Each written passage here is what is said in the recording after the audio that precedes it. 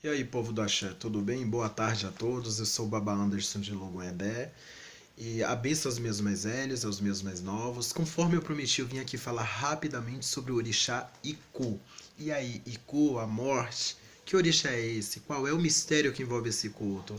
Antes de mais nada, eu quero solicitar a todos vocês que cliquem aqui no link abaixo, se inscrevendo no meu canal, um canal este que tem por objetivo disseminar o culto, desmitificando muitos dogmas e coisa do tipo que repassam uma imagem negativa para a sociedade em torno do culto, e até os que são adeptos se mantêm mal informados em determinados ritos litúrgicos do nosso culto, distorcendo assim na verdade a verdadeira finalidade do culto afro-brasileiro, que é a disseminação de uma filosofia rica e a integralização do homem com a natureza.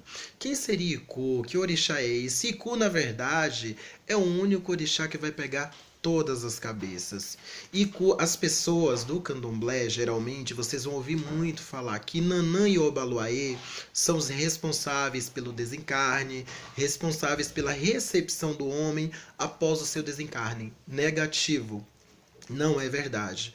Omolu, na verdade, Obaluayê especificamente, essa transmutação de Omolu em sua fase mais jovem, é o responsável pelo desligamento do espírito do corpo. Ele rege assim essa função da passagem de uma dimensão a outra, enquanto Nanã nos receberá em seu ventre enquanto hará corpo físico após a sacralização, para que assim o nosso emi retorne ao seu estado natural, que é o nosso sopro de vida, e a nossa alma possa seguir seu percurso de acordo com os desígnios de Olodumare, de Zambi, de Olorum, de Deus, como queiram chamar.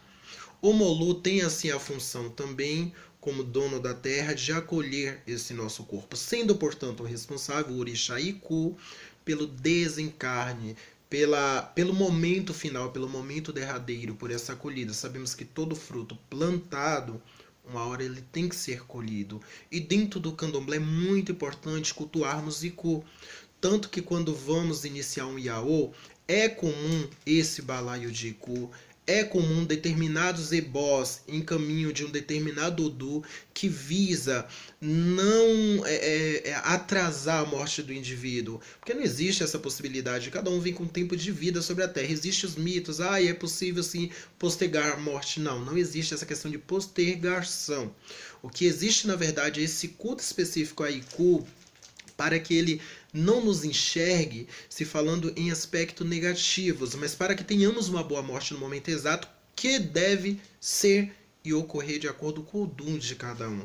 Cultuamos Iku para que seja evitada a morte precoce, a morte de determinada forma, seja ela violenta, seja ela uma morte cedo, né? Porque temos que entender que é algo muito complexo de se explicar. As pessoas confundem adiar a morte, que não é possível, com evitar uma morte precoce. Evitar, porque existe sim, para quem não sabe, a questão do desencarne precoce. Tem pessoas sim que elas morrem sim antes do tempo, e determinados sacerdotes e sacerdotisas sabem do que eu estou falando. E a finalidade do culto ao Iku, ao orixá Iku, por conta da iniciação do Yaô, ou até do Odoegê de um Eboma, é exatamente atenuar, lhe proporcionar na hora exata determinada uma boa morte, assim como evitar a morte precoce. E pedir, claro, longevidade. Pedir longevidade não é postergar a morte, porque não há essa possibilidade. Há quem defenda, mas o intuito desse canal, realmente, dos meus vídeos, é para quebrar esses tabus. Claro que vai aparecer um ou outro brigando, dando morro em ponta de faca, dizendo que eu sou marmoteiro, que eu não sei o que eu tô falando, que eu tô falando asneira. Não, eu sei o que eu tô falando, eu tenho propriedade do que eu tô falando, porque eu busquei pesquisar o que eu tô falando, eu busquei vivenciar o que eu estou falando através de experiências externas, até porque se fosse uma experiência própria eu não estaria aqui vivo falando com vocês. Mas Iku é um orixá que deve sim ser respeitado, deve sim ser cultuado e não ser visto como algo ruim, temoroso, porque na verdade Iku não é o fim, é o início, é a transformação. Na verdade, nós que somos de Axé sabemos que a vida não se finda com Iku. A vida, ela continua. Acreditamos que existe o espaço de Itualá, a terra da eterna juventude, a terra da continuidade dos desígnios de Olorum, a terra por onde passaremos e ela está por essa mesma terra nós retornaremos ao Aie.